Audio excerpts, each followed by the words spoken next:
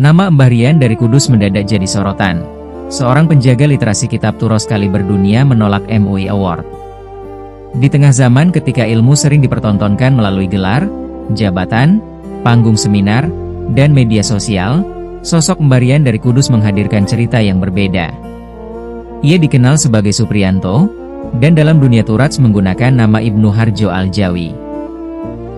Sosoknya menarik bukan karena gemerlap kehidupan akademik, melainkan karena kontradiksi yang melekat dalam dirinya. Sehari-hari hidup sederhana di kampung, sementara karya-karya tahqiqnya berkelindan dengan khazanah intelektual Islam klasik yang begitu luas. Radar Kudus mencatat Supriyanto lahir di Desa Wates, Kecamatan Undaan, Kabupaten Kudus, menempuh pendidikan hingga SMA di Kudus, kemudian memperoleh beasiswa belajar di Lipia, Jakarta. Ia juga mengaku pernah menolak tawaran mengajar karena ingin menjaga konsistensinya dalam menulis.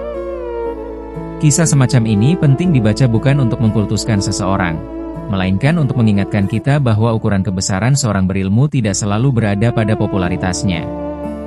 Ada orang yang namanya besar karena sering tampil, tetapi ada pula yang namanya hampir tidak terdengar di lingkungan sendiri, sementara karya-karyanya dibaca jauh melampaui batas kampung dan negaranya. Mbah Rian tampaknya berada dalam kategori kedua. Ia memilih jalan sunyi.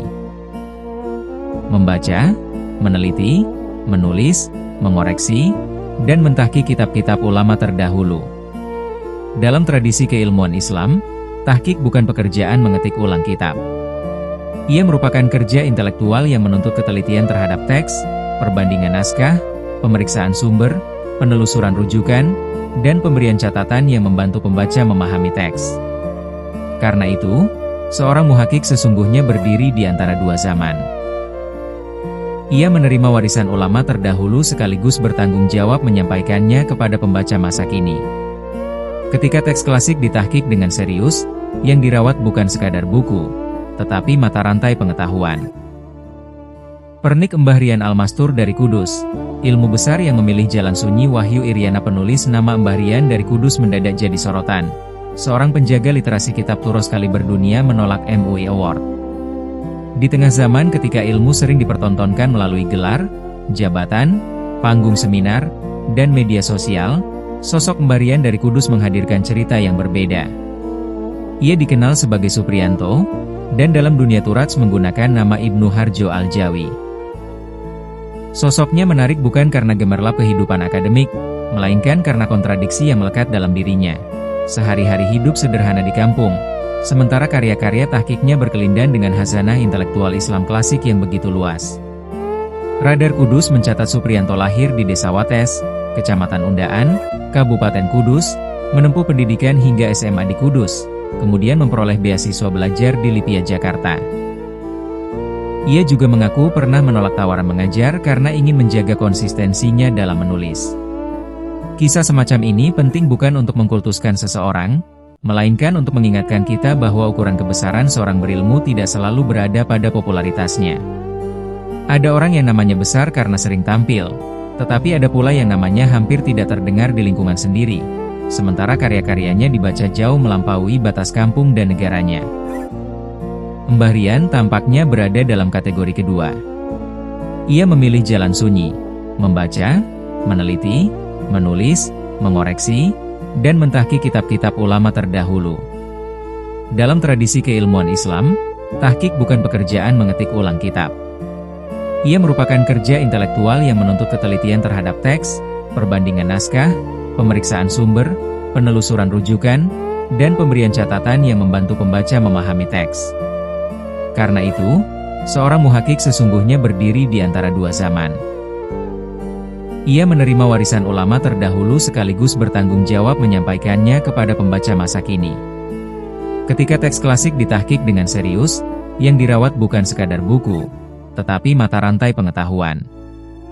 Jejak karya Ibnu Harjo Al-Jawi menunjukkan keluasan perhatian tersebut. Maktabah Eturmusi, misalnya, mencantumkan Bidayatul Hidayah karya Imam Al-Ghazali dengan Ibnu Harjo Al-Jawi sebagai pentahqiq. Kitab ini berbicara tentang adab ketaatan, meninggalkan kemaksiatan, serta tata hubungan manusia dengan Allah dan sesama.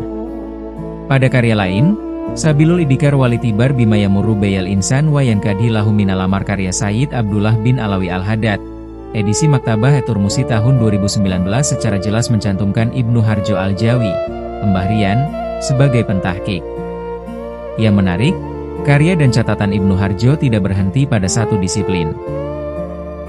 Daftar karya yang dihimpun dari tulisan Ibnu Harjo sendiri memuat kajian usul fikih, hadits, akidah, tasawuf, dan perdebatan teologis. Di antaranya Al-Istihsan, Hakikotuhu wa Hujjiyatuhu, Dilalah Qorinah Al-Muadlobah, Inda Al-Usyuliyin, serta sejumlah tealikat atas karya Syekh Mahfudz Al-Tarmasi Al-Jawi, termasuk pembahasan ijtihad, taklid, akidah, dan tasawuf. Ia juga mengerjakan tahqiq al-kalimat fi al-usyul al-fiqhiyat karya Abul Hasan Al-Bakri Al-Syafi'i dan sejumlah karya ulama lainnya. Disinilah kita menemukan dimensi penting dari Mbah Rian. Ia tidak sekadar membaca warisan ulama, tetapi bekerja agar warisan tersebut tetap dapat dibaca generasi berikutnya.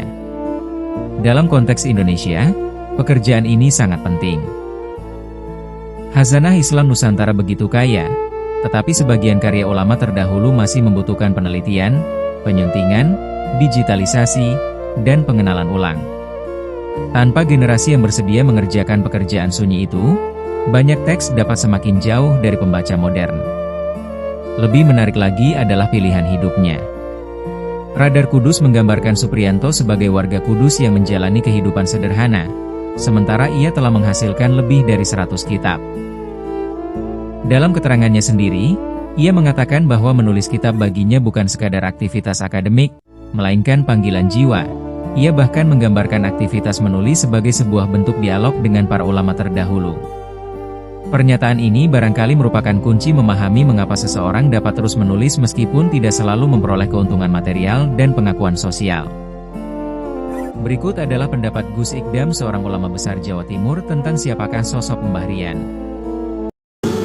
Wonten piyantun alim, karangan kitabnya luar biasa banyaknya orang Indonesia.